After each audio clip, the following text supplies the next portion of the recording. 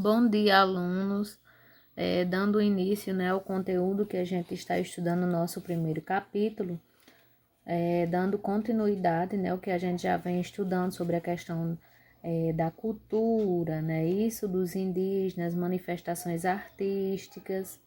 A gente vai agora falar um pouquinho, ver um pouquinho sobre a questão da arte indígena, a arte pré-cabralina e também a arte indígena pós-Cabral.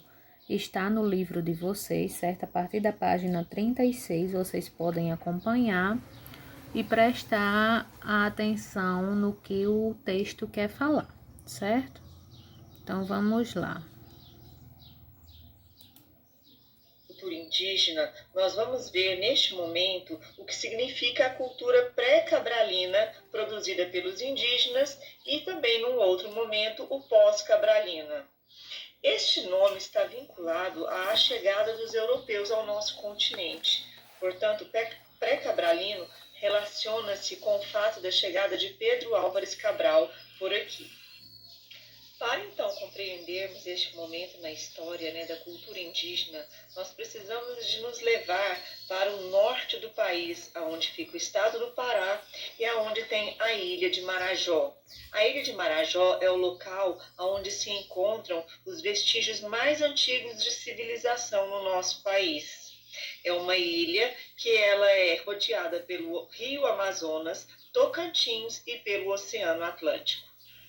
A civilização marajoara existiu no nosso país por volta de 400 a 1400. Portanto, quando Pedro Álvares Cabral chegou aqui, essa sociedade já não existia. Neste caso, o que ficou para nós como dados históricos, geográficos ou geológicos são a cerâmica produzida por eles. Não há vestígios de cidade ou de construção, algo arquitetônico. A civilização marajoara ela é reflexo do meio onde ela está inserida. Portanto, o domínio da prática com a cerâmica é forte justamente porque a argila era a matéria-prima principal para a execução dos seus objetos de arte ou para objetos de uso cotidiano. Por isso, os indícios tão fortes que ficaram preservados nessa região por sítios arqueológicos estudados.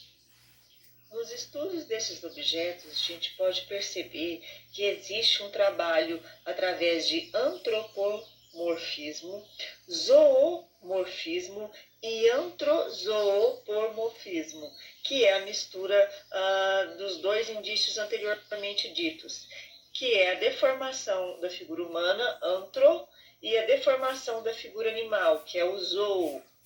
Então, a gente percebe isso nessa produção da cerâmica. Observando algumas peças de uso de vestuário, aqui nós vemos as tangas marajoaras feitas em cerâmica.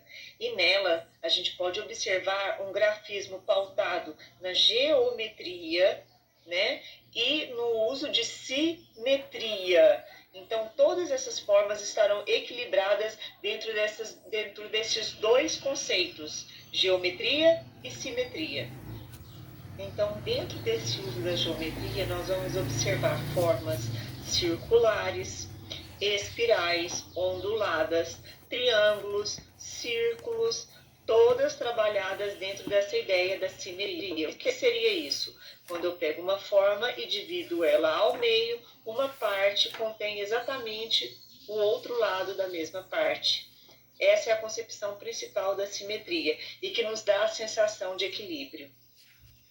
As peças de maior preservação que foram encontradas nos sítios arqueológicos da ilha de Marajó, elas estavam enterradas. Por quê? Porque eles faziam uso de urnas funerárias.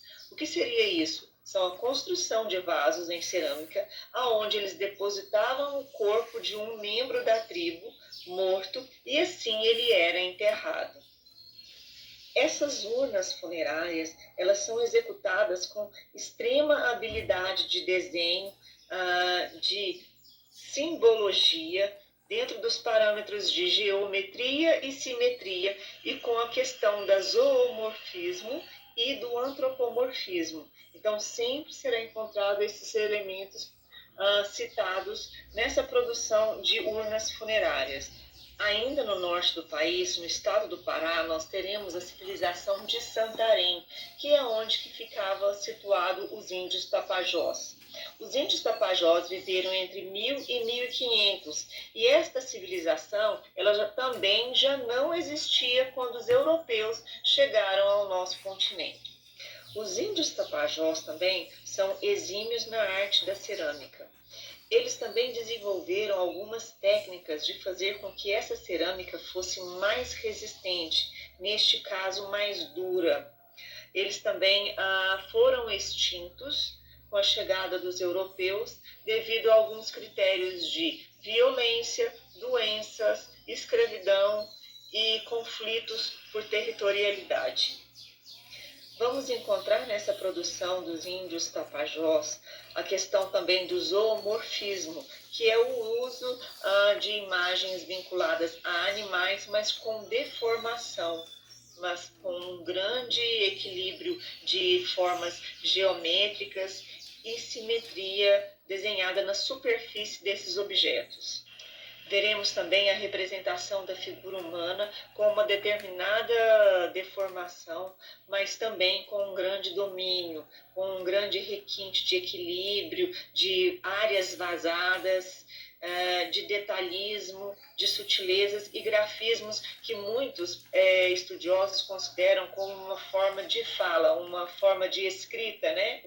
Do que se trata as missões?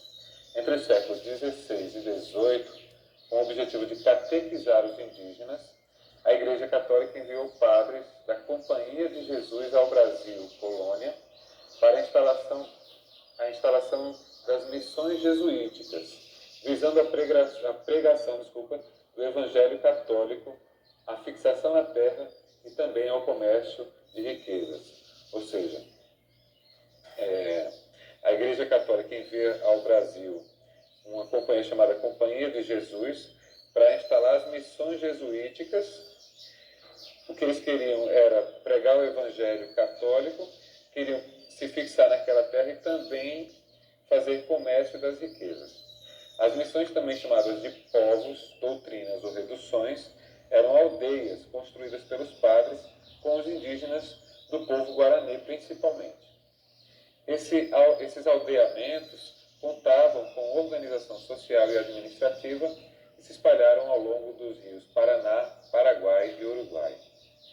Aí aqui a gente tem a imagem das ruínas da igreja de São Miguel, que fazia parte da missão de São Miguel Arcanjo, em São Miguel das Missões, no Rio Grande do Sul. Os jesuítas entendiam a arte como meio de catequizar e utilizavam principalmente o teatro, a música, a dança e as artes visuais, mais especificamente a escultura, para esse fim. Ou seja, já naquela época, a igreja sabia que a arte era uma forma muito eficaz de catequizar. Certo? Então, se fosse através das esculturas, nas artes visuais, tem aqui, por exemplo, essa imagem que é uma escultura de madeira produzida pelos Guarani. Ou seja, os jesuítas, eles ensinavam as esculturas para os povos Guarani e com o objetivo de catequizá-los também, certo? Temos aqui também outra escultura em madeira lá. E aqui podemos observar, né, essas imagens, são instrumentos, né, como a rabeca e o violão, que foram utilizados pelos Guarani nas suas composições musicais, né, como instrumentos indígenas tradicionais, né. E importante ressaltar que, apesar de os portugueses eles não aprovarem o trabalho dos jesuítas, né, as missões elas duraram ainda mais de 2 séculos, é isso. E para finalizar, né, o nosso conteúdo, nós temos a questão da arte indígena do século XXI, né, que depois de terem sofrido as consequências, né, com contato violento com os colonizadores portugueses, como exemplo nós podemos perceber a expulsão, né, das suas terras e a dizimação, né, de grande parte da sua população nas últimas décadas, a população indígena, graças a Deus, né, tem voltado a aumentar. E essa é uma das conquistas da resistência, né, e da luta desses povos, né, dos povos indígenas brasileiros, pela garantia de seus direitos, né, como apoio de órgãos do governo e organização não governamentais, certo? Finalizando, né, podemos dizer que esse processo ele também tem ampliado, né, o acesso desses povos a terem direitos como a cultura, né, a educação. Então é isso, né, a questão sobre a arte pré-cabralina e a arte indígena pós-cabral, né? Espero que vocês tenham compreendido a videoaula. Agora segue a atividade proposta para o dia de hoje. Bom dia!